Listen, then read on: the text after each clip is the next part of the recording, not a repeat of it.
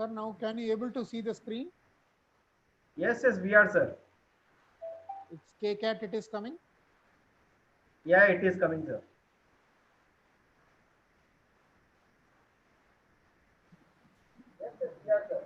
You can Yes, sir, start, we sir. are able to see.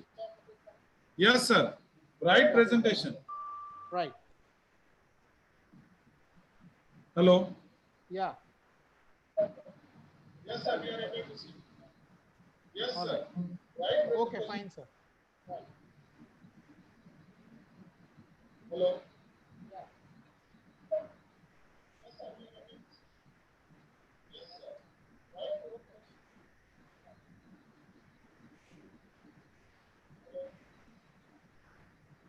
Okay, can we go ahead? Yes, sir, we can, sir. Yeah, I'm very sorry for the late workshop because of the technical problem, and I'm not well versed with all this technology. I'm literally sorry. And now I don't want to waste my time right now. So I would like to go for my presentation. Okay. So can I understand that?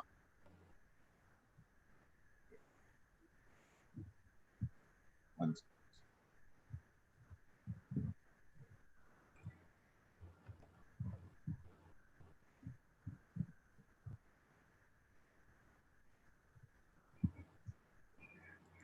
Okay. So very good morning to everyone, and happy to see you in front of you all this time for the during this period of lockdown. I think you all are safe at home to receive my ideas and knowledge about my KCAT. The KCAT is all about nothing but kinetic chain activating technique. So this is a common terminology, this chain and kinetic and all these words are in physiotherapy. But here I would like to express you something, an indigenous method of operation. So how many of you have an idea about KCAT? I don't know, but you must be heard once or twice. And I would like to give a simple idea how it got evolved. I always call this as an indigenous method. Why I call indigenous method means it is made in India, make for India. And I would like to share you the evolution of this KCAT, how this KCAT got evolved. The first and foremost, I would like to explain you that uh, the KCAT actually was started just 10 years back, and the basic ideology was developed just 18 years before. I was just working for critical care unit since many years because I completed my graduation and post graduation in cardiorespiratory. I was working for cardiorespiratory for many years, and I can say that I was a blind believer that cardiorespiratory is greater subject than any other subject. So this was my idiocy which I had in my early days of my life, because I believe strongly, because I got lot of results in the early days. So I was looking into critical care, ICU management and all those things. I was not at all relevant to any kind of musculoskeletal or neuromusculoskeletal areas. Even that was a time even I referred some patients of neuromuscular condition to somebody else, that I will see only cardiorespiratory, like that I was just moving around.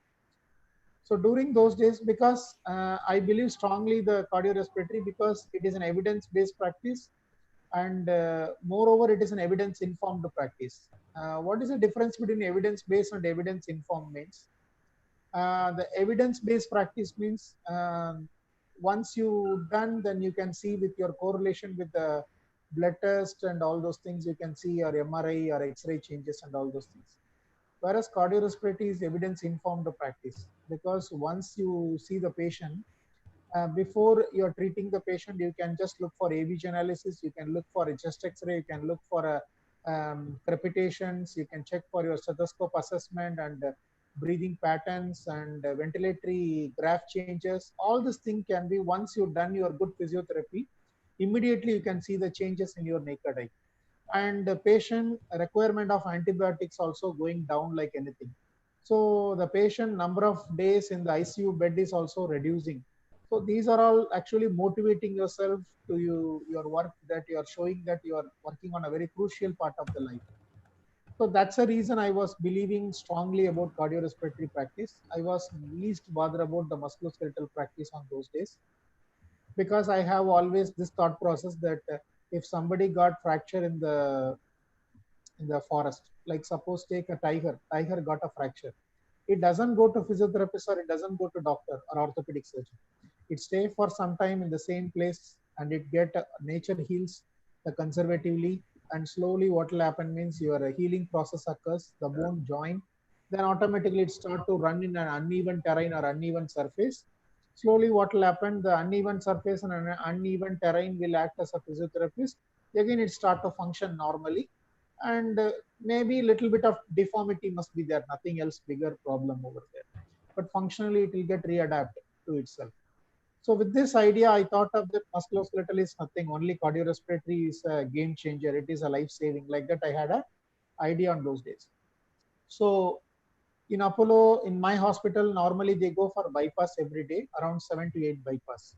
So when I was treating the patient of bypass, slowly the sum of the patients, suppose if I'm doing, if they are doing 8 operations, so among 2 or 3 people stuck up with the shoulder problem. So then the doctors used to force me that you look into shoulder problem too. So that was a first sign of understanding the musculoskeletal. So I start to read musculoskeletal books. I start to work on shoulder, but I didn't get good results actually. One great day, what happened? I was just a patient was complaining shoulder pain, severe shoulder pain, not able to have a range at all. So during that time, what happened? I was just because I don't know much about musculoskeletal. I work for all this cardiorespiratory workout. Then prophylactically, I do a cough pump exercise because it is equal to low dose heparin, which is helpful for prophylactic treatment of any DVTs. So I was doing that, and in incorporating, I was little bit mobilizing the foot. So once a foot is been mobilized, then I saw that there was a eureka moment for me. The patient start to lift the hand full range. Then I thought I work for the foot, how the hand has gone up. So it was surprise for me. So then I thought of there is some connection, there is some relation. Then I start to look for the connection relation. Then I come to understand there is a connection link of the whole body is called a term called fascia, which is introduced in my life 10 years before. Okay, this is called fascia. Okay, so then I start to work on fascia. So meantime, I'm much interested to read lot of literature related to indigenous kind of approaches like Marma and Yoga and Rigved and Tirumular Tirumandram. There are a lot of scriptures. So I used to read those things. So I start to correlate among all those things and evolutionary biology. Finally, I land down to the technique called KCAT, kinetic chain activating technique. Actually, I gave you a short evolution process. It's a long term. I have to explain you a lot of things with connection of that, but it is a very short period. I don't want to talk much about evolution of KCAT. And what is the beauty of KCAT means the kinetic chain activating technique is something like paracetamol. If you give paracetamol, immediately the fever will go down. Similarly, if you use KCAT, immediately either you will gain the range or you will reduce your pain. So that is the beauty of this technique. So it is very effective and very user-friendly technique. I can call it as user-friendly technique. And this technique is purely based on mathematical principle of Indian science, and it is purely Indian technique with the support of some foreign evidences. So now I want to just introduce my KCAT with a few slides. Then I will go further how to understand. So I want to give you a small evidence that if you want really understand KCAT, I'll give you a small idea about it. You will understand immediately. So first what you do means, you just take your both what you can, this is your index fingers, and just put it behind your occiput, behind your occiput. Don't press the occiput, just palpate. See, this is, you can see, this is basically a what you can call it as skull.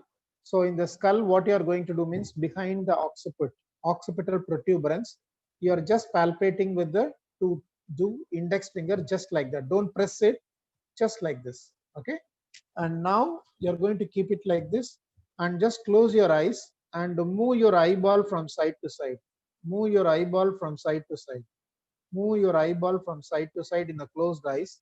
You can see a movement at your occipital protuberance. You can feel it in your pad of your index fingers. Do you all feel do you all feel that? Can you do one check? Just keep your fat pad of your index finger exactly at the occipital protuberance. Don't press it. Close your eyes and try to move your eyeball inside the closed your eyes. You can see, you can feel that when you move on both sides like a pendulum. So you can feel that you can feeling of touching and touching, contraction of the muscles over here on your index finger. So what is this? So this is nothing but your eyeball movement is controlled by muscles over here, rectus capitis. So how this muscle is connected to the eyeball? So that's all about fascia. So which is called as epicranial fascia, which is around your this thing. So this is most of the time common reason for your single-sided headache, actually unilateral migraines, and most commonly cervicofaciomyalgia, and for a kind of sometimes burning sensation, diplopia is the reason for this. So these are all the reasons of this connections. So how this KCAT work means, in nutshell, if I want to speak to you regarding KCAT, if there is a pain in some place, that is just an indicator. It is a light. It is glowing. The light is having a switch somewhere else. You work on the switch, the light will stop. If you just beating around the bush on the painful side, you won't get the result. This is all about KCAT. KCAT is a mathematical formulation. It is a first physical model, or it is a first mathematical model of physiotherapy. I can say that. I'm proud to say that. Right. So I would like to share screen with you regarding KCAT. Let us go.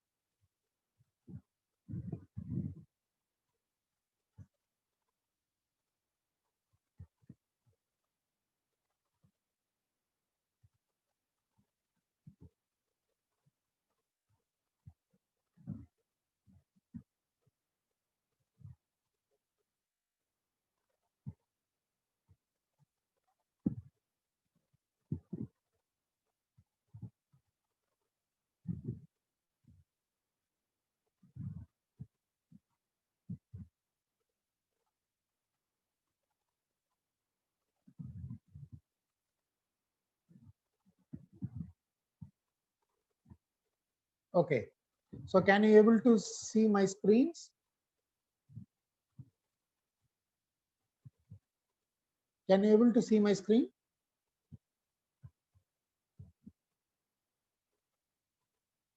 Anybody can show the hands up. Yes, we are, sir. It is. Yeah, fine. Thank you. So how the KCAT is conceived through?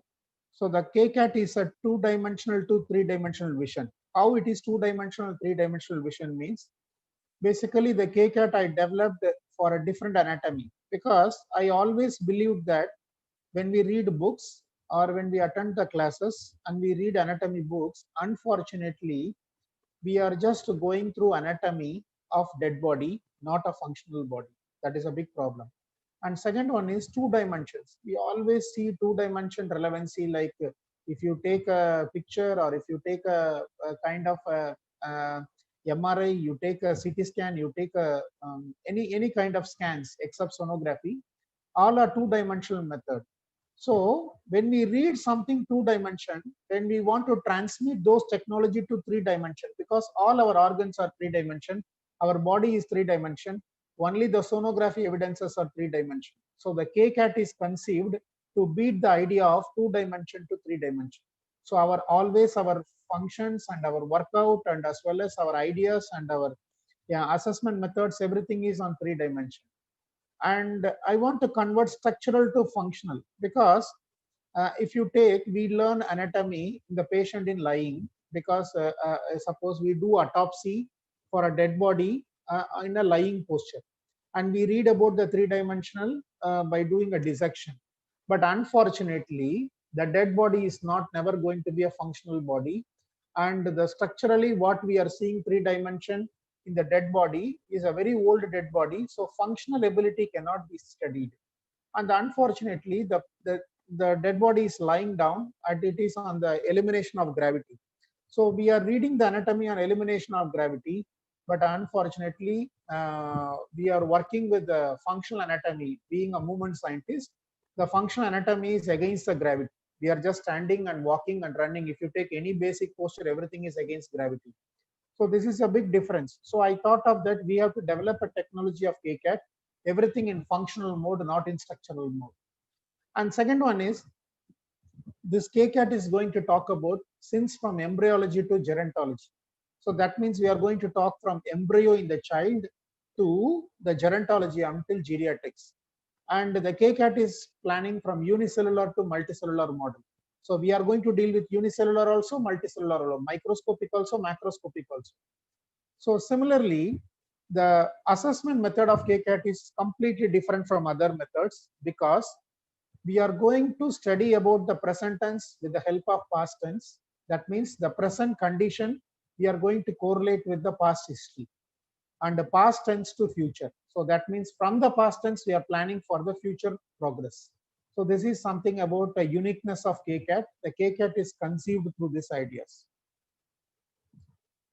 So if you want to understand in a nutshell what is KCAT, it is an interface of physics, maths, biology of movement sciences. Movement science ka physics, maths, biology. These three things in cluster, the KCAT is going to work. It consists of innovative principles, concepts, algorithm, formula to reshape the human movement dysfunction to normalcy. So any human body, the movement dysfunction happens, we have to bring back to normalcy. But this KCAT is having formulas like a mathematics, and it is having some concepts and it has some algorithms. So you apply that formula and algorithm with the principles, you are going to get the diagnosis. So with that differential diagnosis, you are going to treat the dysfunction. So dysfunction is going to be normalcy. So this is the beauty of this KCAT technique. So the KCAT is workout is based on fascia science, number one. Number two is Newtonian physics, that is gravity and inertia, and metaphysics. It is a kind of a microphysics and evolutionary biology. These are all the subjects which is incorporating the KCAT. It is effective in patients with a movement dysfunction due to physical and emotional illness. So it is going to work on both physical illness as well as emotional illness, because the physical leads to emotional, emotional leads to physical. It is not a chemical intervention externally. So no chemicals we are going to use. So in nutshell, what is KCAT? KCAT is nothing but it's an interface of physics, maths, biology, and movement science. It consists of innovative principal concepts, algorithm, formula to reshape the human dysfunction to normalcy. The KCAT workout are based on fascia science, Newtonian physics, metaphysics, and evolutionary biology. It is very effective in patients with movement dysfunction due to physical or emotional illness. It is non-chemical intervention externally. So KCAT is a part of facial movement science. I'll teach you the fascia in extensively after this slides. So KCAT is a part of facial movement science, and KCAT is a part of Newtonian physics. So Newtonian physics means this physics is going to talk you much about inertia, gravity, and other things, exactly the forces. And it is a part of metaphysics, which is going to be talk about the particle physics and the Einstein physics. E is equal to mc square. So that is KCAT is a part of metaphysics, and KCAT is a part of evolutionary biology too. So we are going to create a program based on DNA and mathematical workout, and we are going to create a movement science. So KCAT is a part of evolutionary biology. And the KCAT is basically inspired from traditional indigenous methods of movement science like Siddha, Yoga, Tirumular Tirumandram, Rigveda, Tolkappiyam, and Marma. And these are all the different kind of Indian books we referred. And Western medicine, functional anatomy, structural physiology, and physics and evolutionary biology. These are all the areas we have taken. These are all the combos. And I want to show you how your body is getting when you can use the KCAT, which place you can use the KCAT. Suppose you are disusing or misusing the body. Disuse means you are not using at all, kind of a sedentary lifestyle. Misuse means you are not at all, you are overusing or exhausting yourself. So disuse or overuse, it results in injury. Yeah. So this injury leads to immobility. Because of injury, you have a pain and you have a phobia, you don't move much, immobility. So immobility leads to adhesion of the subject. So subject got adhesions between the layers of muscles, layers of fascia and other things. So this results in dysfunction. So the dysfunction leads to deformity. If the dysfunction for a long time then results in deformity, deformity leads to disease, and you can name the disease. So in this KCAT movement dysfunction cycle, with this KCAT, you can do intervention at any point. So suppose 10 concepts, these are all the principle. Based on this principles only, your KCAT entire mechanism going to work. Sensory input is equal to motor output, good and bad sensory movements, and root cause analysis, range of movement. So normally we hear range of motion, but actually I am little contradict with range of motion. I have some evidences to show that range of movement is much important than range of motion. And evidence informed practice instead of evidence based practice, and Newtonian physics, fascia study, time machine management, which is basically again an Einstein study, the lotion, no action, and mobility stability. These are all the 10 concepts of KCAT. So each concept I will take 1 hour. So then you will understand 10 concepts. So these 10 concepts can be applied in the principles. Okay. In nutshell, what is KCAT? KCAT is an ultimate aim of the KCAT science is to improve the mobility and motility. Mobility means naked eye, what you are seeing, walking, running, and sitting, standing. What do you mean by motility? The motility means it is the movement for the life. Because if there is no motility in your body, your dead body, because even you are not conscious, your autonomic nervous system is working on your brain, working on your heart, which is continuously pumping. And if you can see, your craniosacral rhythm is going on, and your chest is just moving, keep on moving is the respiratory rate, and your liver is moving, your spleen is moving, and even your stomach is moving with the peristalsis, and small intestine movement, kidney movement. All this motility are responsible for your life. So the KCAT science to improve the mobility as well as the motility with the feeling of pain-free universe. So we want to create a pain-free universe in this sedentary infectious era. What is sedentary? Right now we all are transforming from sedentary era to infectious era because of corona. So sedentary infectious era without the help of pharma molecules. So main is without pharma molecule, we are going to make the universe pain-free. So we are just moving from sedentary infectious era. So we are going to kill that. So the KCAT is a science to improve your both mobility as well as the motility. So why it is called revolutionary concept? The KCAT create a strong belief system between practitioner and client. It is evidence informed practice. See, normally nowadays the people are talking about evidence-based practice. The next era is going to be the evidence-informed practice. Nobody is much worried about evidence-based practice. Basically, I can give a small example. In those days, if you see, the doctors, MBBS doctors, are not much wanted during 80 years before. That time, the Ayurvedic doctors are more famous. Vaid, they call it as Vaid. तो वैद्य के पास जाने के लिए appointment लेना पड़ेगा, आज जो medical professionals के पास जाने का अपॉइंटमेंट लेने का जैसा. तो उसका कारण क्या था? वो जमाना में LIMP था, MBBS नहीं था, LIMP था. It was a initial period of the medicine getting into our country, modern medicine. So during those days, Ved used to give all green medicines, that is actually medicines extracted from the green leaves. So, or Ayurvedic drugs. So these drugs will take 1 week to 2 weeks, be all right, and you have to take a lot of precautions that you should not eat this, you should not eat that, and all those things. So during that time, the medical people, if you see the old movies, the doctor come with the bag, and he used to go to what you can call it as. He used to go to the places like house visits, what we are seeing today. And once you finish it off, the patient's assessment and treatment, then doctor will move from that house to other house. So it was like that those days. And later on, once our people realize the importance of modern medicine, now they are sitting in a cabin, we are going towards them. That is a fact. So what is a game changer in their practice? The game changer in their practice is paracetamol.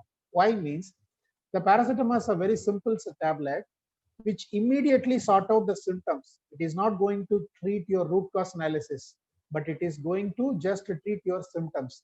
Suppose you are going with fever, you give a paracetamol, immediately fever shut down. So you start to believe, oh my God, by taking this tablet, immediately my fever is getting down. So it is a very good tablet. You will understand. Okay, fine. Now what happens? So when you are just doing like that, so when you're doing like that, what is happening basically? So you will believe that you believe that actually the system is very good with the paracetamol. So paracetamol you start to believe. So that create a rapport between you and patient. Okay, patient believe that this system of medicine is very good. So I thought of in the early days of my KCAT starting, I believe that why should not create such a system for myself. So I thought that, so I have to create such a system that once a patient come inside my clinic and I should assess and I should treat, once a treatment done, patient should go out with the results. So that's why we developed this KCAT. So KCAT is a revolutionary concept and it is an evidence-informed approach more than the evidence-based approach. So it can give the relief immediately. So that is the beauty of the this revolutionary concept. Okay, there is a different fascia in the body. I just given few fascias: temporalis fascia, epicranial fascia, plantar fascia, thoracolumbar fascia, iliotibial fascia. All these fascias having a major role on transisting your force system. So, okay, now I want to talk to you something about internal fascia and external fascia. So you can take this tendon basically. So this tendon, if you take, the tendon is continuous as epimysium. Epimysium is nothing but covering of a bulky muscle, right? Muscle bulk. Belly of muscle is covered by epimysium. Epimysium is one of the deep fascia. And within the epimysium, if you can call it a small fasciculus. The fasciculus are the bundles of muscle fibrils. So this fasciculus is covered by one more fascia called endomysium. And further, if you go into small muscle fibrils, it's called muscle cell. That is covered by again one more fascia. You can find a small layer called superficial fascia. After that, you can see a deep adipose tissue. And after deep adipose tissue, you can see the deep fascia, that is perimysium, endomysium, epimysium. And after that, you have a muscles. So basically, this is a structural layer of fascia. So when there is a struct between the superficial fascia and deep fascia, the mobility is getting or motility is getting arrested. Okay, what are the contents of fascia? Fascia contain elastin, collagen, ground substance, and water. Okay, so head to toe, it is connected by KCAT connection. That is basically, this is an evidence, which is evidenced by Tom Mayers. Basically, it's a posterior chain which is connecting from fascia from foot to the epicranial fascia, you can see. Okay, so now I want to go for a lecture.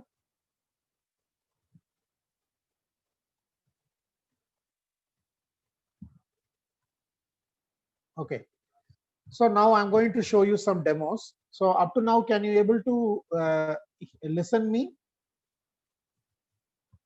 Am I audible? Yes, sir. You are. Yeah. Yes, yeah, sir. fine. Yes, sir. Yeah. And now I'm going to talk to you regarding the fascia, the components of fascia. There are 4 components I said. The first component is called collagen. The collagen is basically, if you want Rahul. collagen, you take, this is basically, I've taken a rep putty, or you can call it as a clay. So like this it is, just I'm stretching it. It is having some stretchability limit. Once the stretchability limit is gone, it get injury. So it is called, basically it is very solid substance. It is having a high resilient, and this is called collagen. The collagen gives the shape of the fascia. And what about the other part of fascia? The other part of fascia is elastin, like this balloon. Once I just release the stress, it come back to its original position. So it has a elasticity. So the fascia is a combination of collagen, and the elastin. This both are combined by means of extracellular matrix, and which is nourishment to the fascia, and which is having little bit of water. So water is a 70% of your body is filled with water. So these are all the different components of fascia. Fascia is basically three-dimensional. It is not two-dimensional again. So that means it is not something like that. I'll show you. See this. This is a beautiful example of fascia. So see, the fascia is like a net. So this is your muscles. You try to do this as a muscle. So when I move the muscle, it just stretch in all the directions. It won't move like this alone. It is not a two-dimension. Again, if you read the book, you will understand fascia is a two-dimension. Fascia is not at all two-dimension. Fascia is three-dimension again. See, actually, when I just, this is a muscle belly. When I contract the muscle, it just move all the directions. So the fascia move in this way. The fascia doesn't move in this way. Gliding only is not movement of fascia. What you are seeing in two dimension as a gliding, actually that is a fact. So the other part I would like to explain you. Okay. So regarding the fascia create the tension in the body. So this tension in the body in the fascia is creating your framework of the body. Normally we used to study in smaller classes that the bone is forming a framework. So bone is also called as fascia. According to KCAT, bone is also once upon a time fascia. That is actually saas bhi kabhi bahu hai, aisa. So bone was in early age, it was fascia. Then the fascia got calcified, it become a bone. So the bone is once upon a time fascia. It is a word of KCAT. It has been patented. So kind of that. So in that sense, the fascia is creating a tension in the body. So that tension, the fascia is creating a tension. So because of that tension, what is happening means your body is actually straight actually. I'll give a beautiful example. This is my favorite toy. I am going to show this. See, basically this toy is standing still. You see that this is because of bony structure. So because of bony structure, it is like this. But what I'm saying means this bone is kept in frame work because of the tension created by the fascia. So if the fascia is getting distorted or the tension of fascia is gone, so your body will collapse like this. So again, I'm adding of tension in the fascia. So your bones are going to set it back. So the bone settlement. So that's why I was always says that in manipulation, mobilization, but again the fascia will take you back. So that's why I'm saying it is a temporary phenomena of any manipulation, mobilization. So you have to change the length tension relationship of fascia in a calculated mathematical model. So again, it can fix it up very easily. So that is all about the KCAT idea is. And now I want to show you some example. During COVID time, I want to show you how to activate thymus gland by means of KCAT method.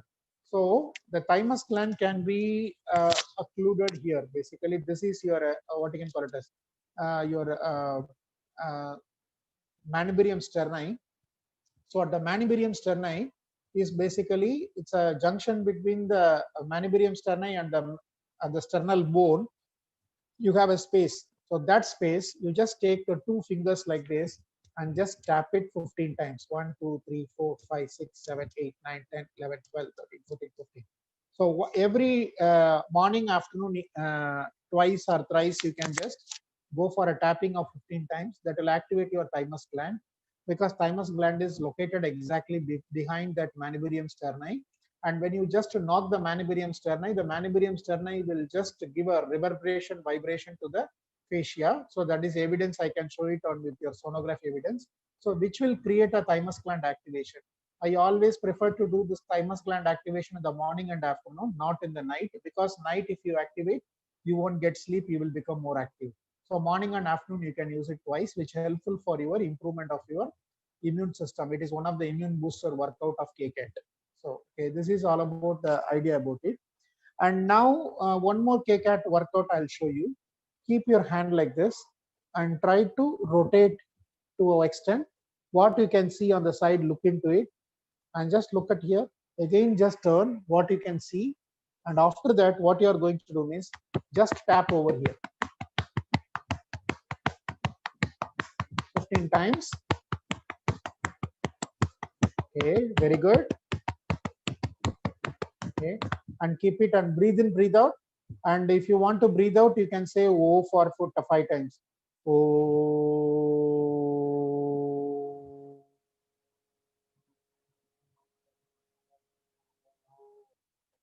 O.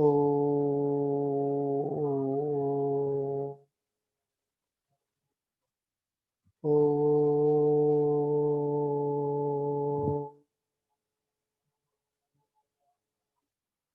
O.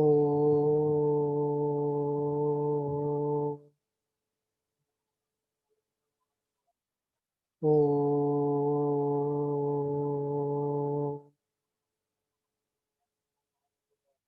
Now you rotate, you can see much more area can be covered. The range of motion has been increased. I can call it as a range of movement has been increased. So why it is happening? Because you are activating the internal fascia of pleura.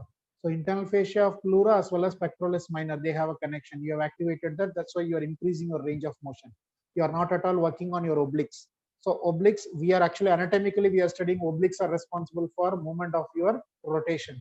But without touching the obliques, I'm just working on particular area. I'm just facilitating the other area.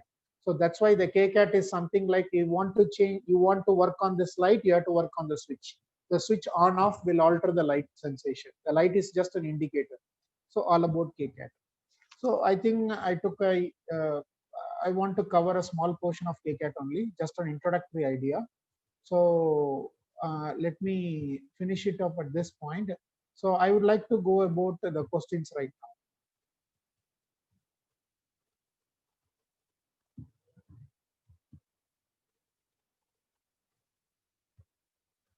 So you have any questions or doubt, you can ask me.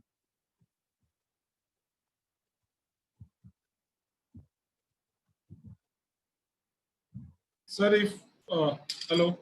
Yeah. Yes, sir. If there is any question, Yeah. we'll wait for 5 minutes or 2 minutes. If there are any questions, we will just answer that, sir. Sure, sir. You can just ask them to raise the hand so you can. Yes, sir.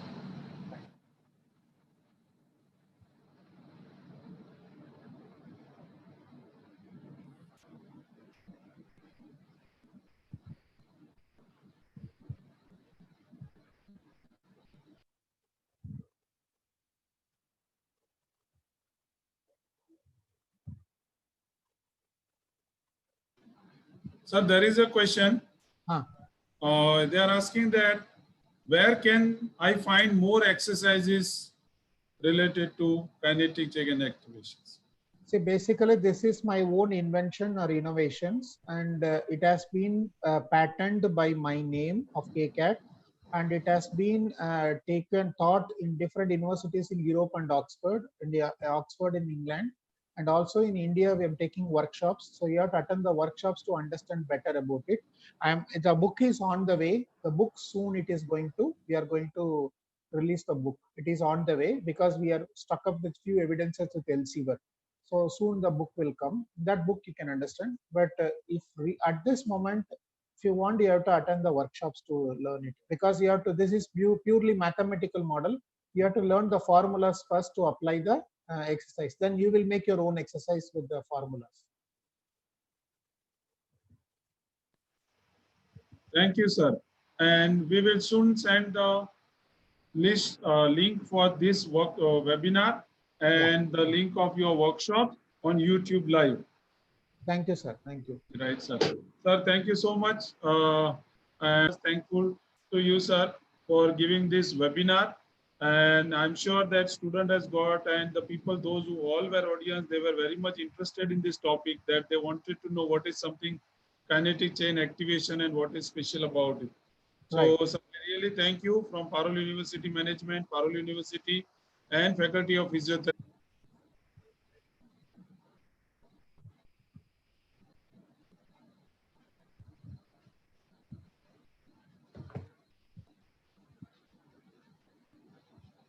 Gaurav, sir, can we stop?